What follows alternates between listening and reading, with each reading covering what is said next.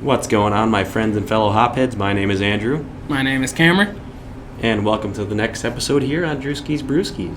I know we've been doing a lot more reviews than you're used to, I'm sure, but with a beautiful piece of machinery like we have in front of us, I can guarantee that you would be the same way. You know, we got a nice little setup going here now, got the nice little background, got a nice microphone, nice camera. So why not do some more reviews, as if we need an excuse? This one, we're going back a little bit. We haven't done a stout in a while. It's been a long time. It has been a long time coming, but we're going back. It might be getting warmer outside, but you know what? We're finishing out stout season right. So we're doing a cinnamon roll stout. So let's check it out.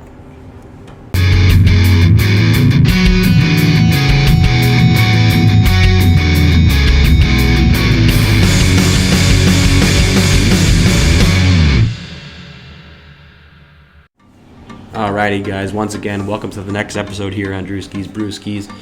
Hope you guys enjoyed the last episode that we had with me and my girlfriend Megan, where we did Lacto Cooler, a nice little throwback to Ecto Cooler. Y'all cute or whatever.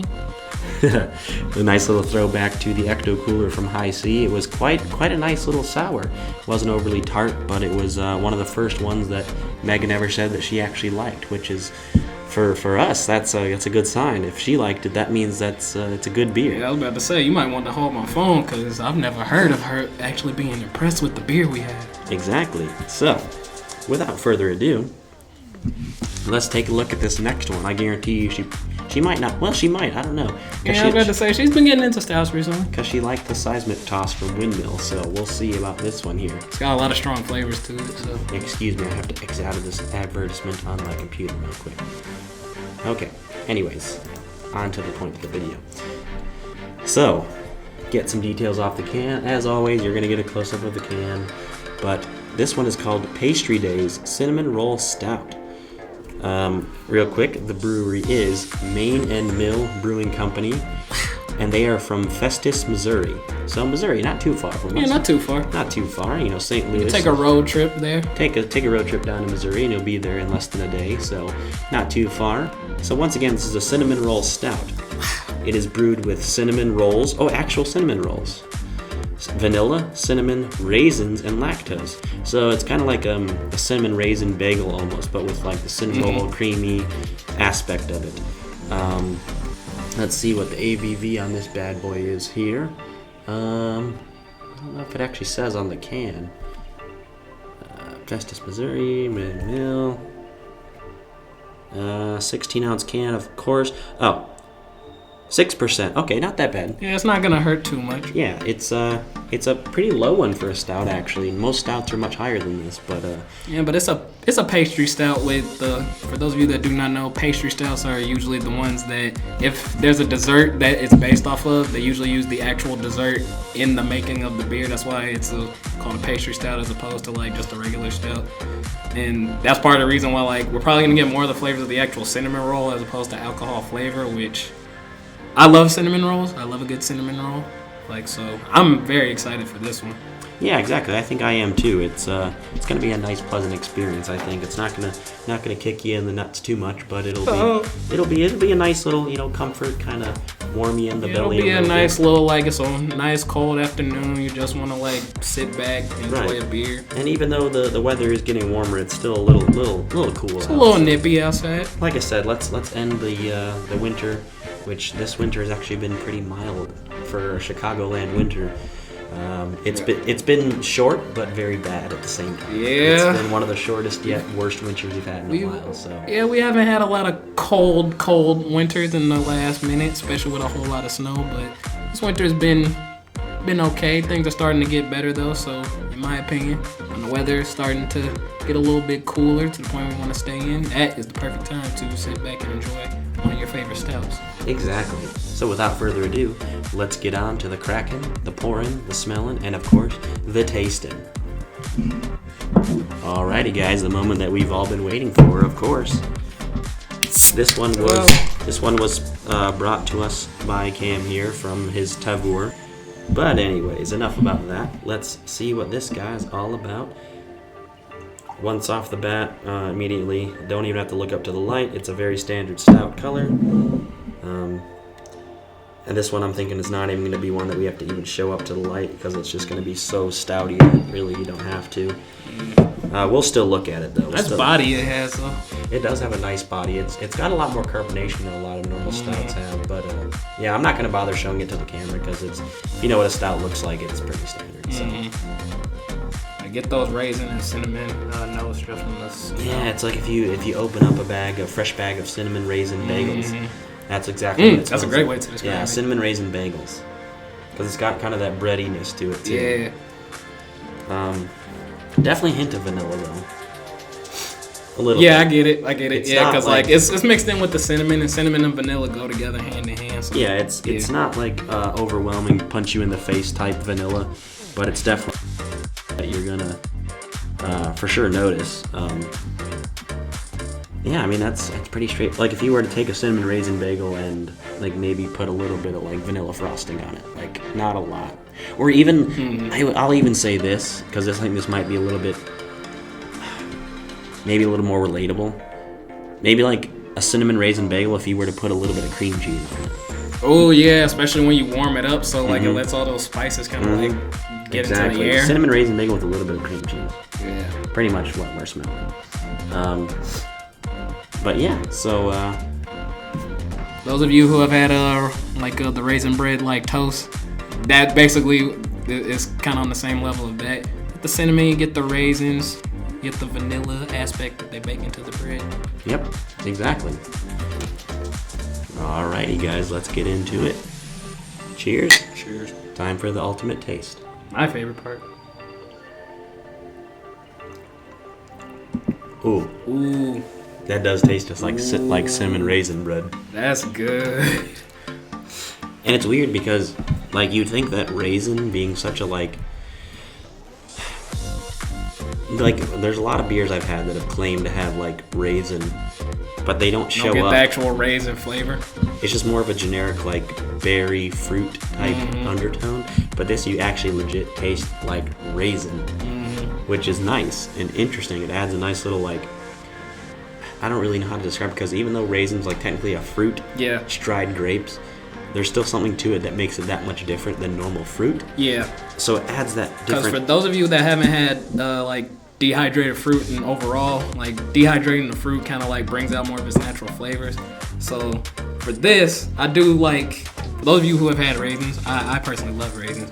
And me too. It tastes kind of like Andrew described, like that cinnamon raisin bread. I grew up on that. That's some of my favorite like types of bread ever. And it basically tastes like you get the raisins, like the raisin flavor first, then you get cinnamon, then you get vanilla, and then you get the stout like actual flavor for what it is. And that's the reason why I'll be honest, I like this. Yeah, I love cinnamon bread / cinnamon bagels, cinnamon raisin bagels. I actually have some cinnamon raisin bagels in the cupboard upstairs. But yeah, it does also have that nice creaminess where I can see it being like a little bit of like vanilla-y cinnamon roll. Yeah. But to me, honestly, because what they describe it as on the front is cinnamon roll. Exactly. So you think more like a Cinnabon type thing, like just a cinnamon roll with some glaze. Yeah, with some glaze on it. But then they mention the raisins as like one of the last ingredients. So you're thinking, oh, it's not going to be that present. But honestly, it might be one of the most prominent flavors I get in this one. If I were to give them one word of advice, change this to just cinnamon raisin. Or cinnamon raisin, like a cinnamon raisin roll. Put raisin in the first words because that is a very prominent flavor. Yeah, because usually when they're listing ingredients like on anything, like even on like the little like, you know, calorie index on the side of it, usually the last ingredient is the ingredient they take a speak and put the least amount in. Right. But for this one, I taste the raisin part up front and I love raisins, so I'm like, oh, hold up. There's a good amount of raisin flavor in Now, I think I may know why they didn't put raisin first and foremost. And it's because there's such a big group of people that don't like raisins. Yeah. Or even if they've never tried raisins, they're off put by what it is. So if they saw this in a cooler at a liquor store or at the brewery, you would think, and they raisin, think cinnamon raisin, they're like, ugh, like they're just gonna be so off put by the thought of raisins. Even if they never tried them, like you said, I like raisins. They're a nice little snack.